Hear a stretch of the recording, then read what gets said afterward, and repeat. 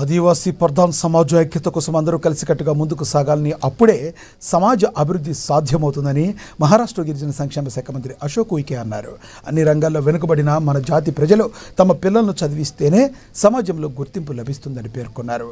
ఆదిలాబాద్ జిల్లా కేంద్రంలోని ఎస్టీయూ భవన్లో ఆదివారం నిర్వహించిన ఆదివాసీ ప్రధాన్ సమాజ్ రాష్ట్ర మహాసమ్మేళనానికి ఆయన ముఖ్య అతిథిగా విచ్చేశారు.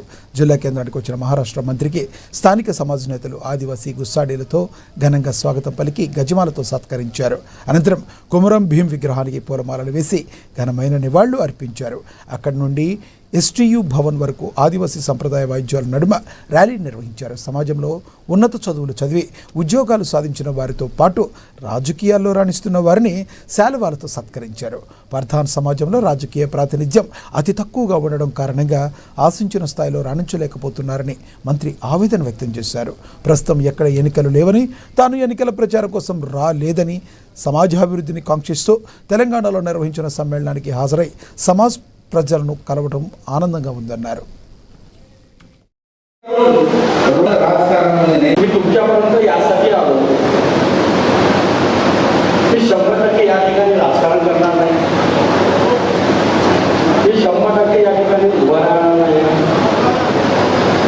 तुमच्यामध्ये कदापि झगडे लावणार नाही, तुमच्याशी कुठलाही वाद होणार नाही आणि कोणाचाही अपमान होणार नाही.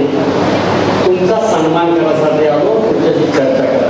बऱ्याचदा एका राज्यातून दुसऱ्या राज्यात गेल्यानंतर शंका निर्माण होते, हा माणूस कशासाठी आला असेल, हा कशासाठी येत असेल. मी कशासाठी आलो नाही,